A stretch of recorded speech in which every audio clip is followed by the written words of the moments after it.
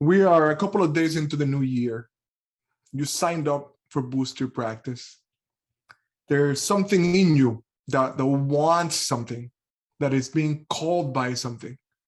There's this aliveness that is moving through you, that you are choosing to honor and to serve and to make space for.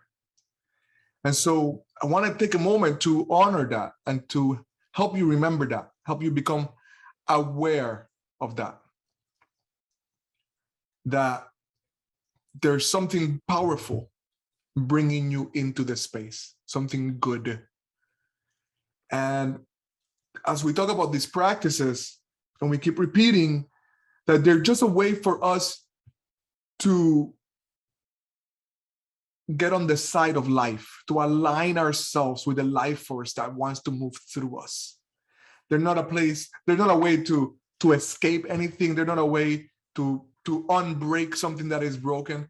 They're just a way for us to align with what is happening, with what wants to move through us. And so Tuesday, and every time I mention Tuesday, I think some people might not think I'm talking about the day of the week, but Tuesday's here on the call. She's my partner, love of my life.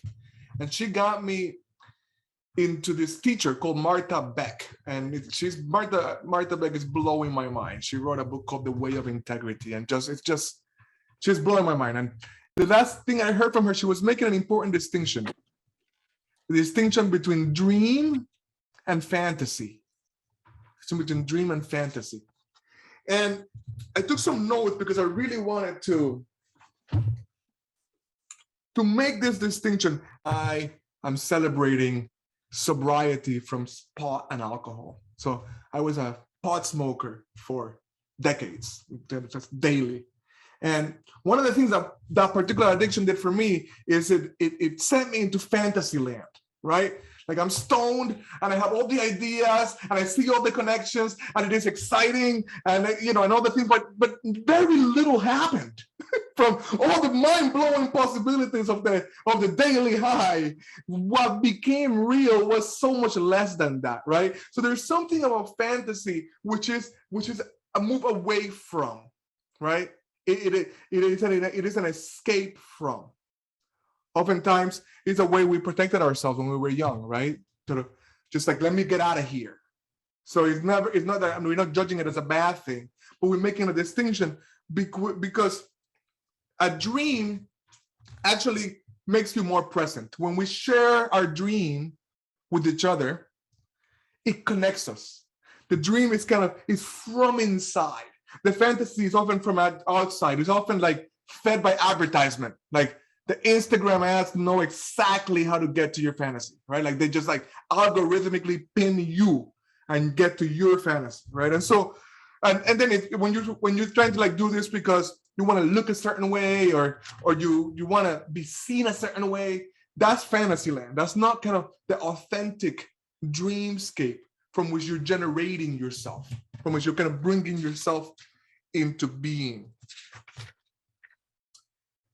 So fantasy numbs you, dreams kind of give you oxytocin. They connect you, they ground you, they make you more peaceful, right?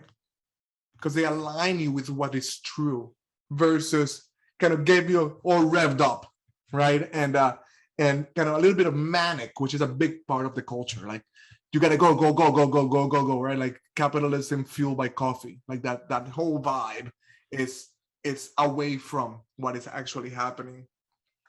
And so I wanted to say that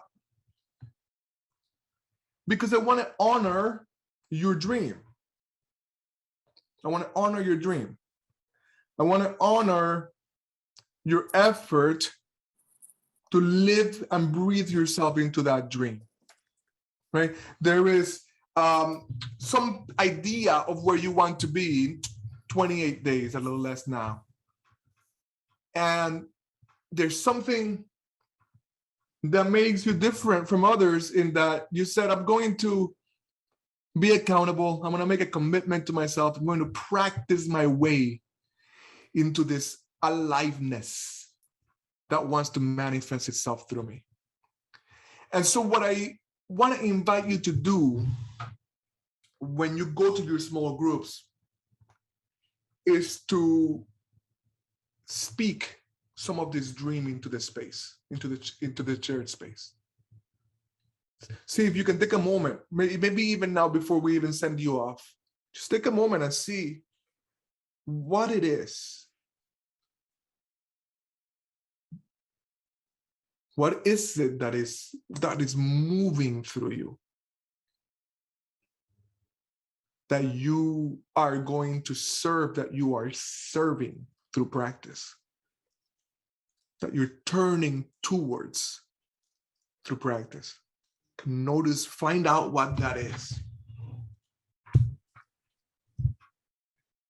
And when you're with each other, listen, right? Listen in such a way that the person speaking can actually find out more about what they're dreaming. So we want to get into what you want. There's something about this life, this aliveness, that is defined and birthed from desire, right? There's like a wanting, right? That is kind of when the eros of the creative life force moves forward, right? And so this kind of default culture places wants on us, right? And so the people like us that are trying to steal the culture, that are trying to reclaim our humanness, right, are trying to find out what we actually want. What are our bodies and our dreams telling us that we want to get? How do we want to live? What are we bringing forward? What is the gift that we're here to bring? So the invitation is to have a conversation about that. And that's the most important part. Then you can also talk about the logistics of being a team, and what's working and what's not. I do encourage you to text each other daily. I do encourage you to fill out the spreadsheet every day.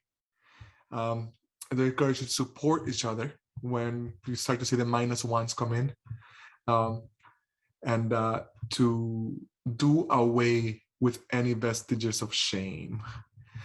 We strive for progress, not perfection. But I digress.